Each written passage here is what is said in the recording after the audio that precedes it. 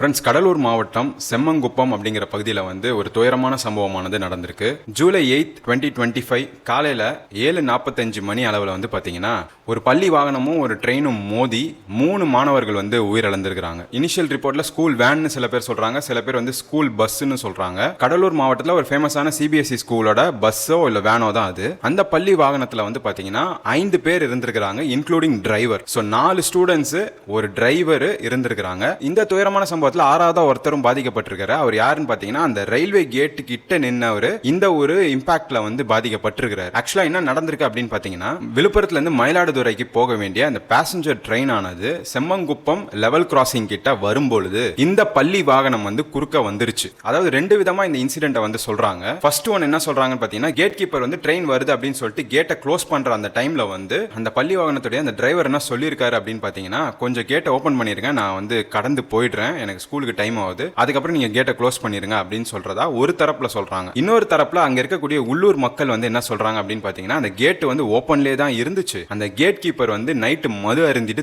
தூங்கிட்டு இருந்ததாகவும் கரெக்டா அவரோட பணியை செய்யாதனால தான் இந்த ஒரு துயரமான சம்பவம் நடந்திருக்கு அப்படிங்கிறதா அங்க இருக்கக்கூடிய ஊர் மக்கள் வந்து சொல்றாங்க. இது மாதிரி ஆல்ரெடி 3 வாட்டி கேட் ஓபன்லேயே இருந்திருக்குது ட்ரெயின் வந்து கிராஸ் ஆகிறப்போ. பொதுமக்கள் அனைவரும் வந்து ரிப்போர்ட் பண்ணியிருக்காங்க. ஆல்ரெடி இந்த மாதிரி வந்து கேட்டை ஓபன்லேயே போட்டிருக்காங்க, ட்ரெயின் கிராஸ் ஆகுது அப்படின்றத ரிப்போர்ட்டுமே பண்ணியிருக்கிறதா சொல்லப்படுது. ஸோ இந்த செம்மங்குப்பம் ரயில்வே கேட்டோட நம்பர் என்னன்னு பார்த்தீங்கன்னா 170 அண்ட் விழுப்புரம் டு மயிலாடுதுறை போன அந்த ட்ரெயினோட நம்பர் என்னன்னு பார்த்தீங்கன்னா ட்ரெயின் நம்பர் 56813. இந்த ஒரு ட்ரெயின் தான் வந்து பார்த்தீங்கன்னா அந்த பள்ளி வாகனத்தின் மேல மோதி இருக்கு. உயிரிழந்த அந்த 3 மாணவர்கள்ல ஒரே குடும்பத்தை சேர்ந்த அக்காவும் தம்பியும் வந்து இறந்திருக்கிறாங்க அப்படிங்கிறது தான் ரொம்பவே ஒரு துயரமான ஒரு செய்தியா இருக்கு. அதுல ஒரு பெண் குழந்தையோட பேர் பார்த்தீங்கன்னா சாருமதி, வயது 16. அந்த பெண் குழந்தையோட தம்பி செலியன், வயது 15. பேசிக்கா வந்து 11th standard and 10th standard 2 பேருமே வந்து படிச்சுட்டு இருக்காங்க. 6th ஸ்டாண்டர்ட் படிக்கக்கூடிய பையன் பேரு நெமிலிஷ், 12 வயது ஆகுது. அந்த பையனுமே இந்த ஒரு சம்பவத்துல உயிர் இழந்திருக்கிறான். அந்த 6th ஸ்டாண்டர்ட் படிச்ச அந்த பையன் வந்து பாத்தீங்கன்னா சம்பவ இடத்திலே வந்து உயிர் இழந்திருக்கிறான். அக்காவும் தம்பியும் ஹாஸ்பிட்டலுக்கு கூட்டிட்டு போற வழியில உயிர் இழந்திருக்காங்க. சோ டோட்டலா 3 பேர் உயிர் இழந்திருக்காங்க. மீதம் உள்ள ஒரு ஸ்டூடெண்ட் வந்து என்ன சொல்லியிருக்காருன்னு பாத்தீங்கன்னா, பிரஸ்ல வந்து சொல்லியிருக்காரு, இந்த மாதிரி வந்து கேட் ஓப்பன்லேயே தான் இருந்தது,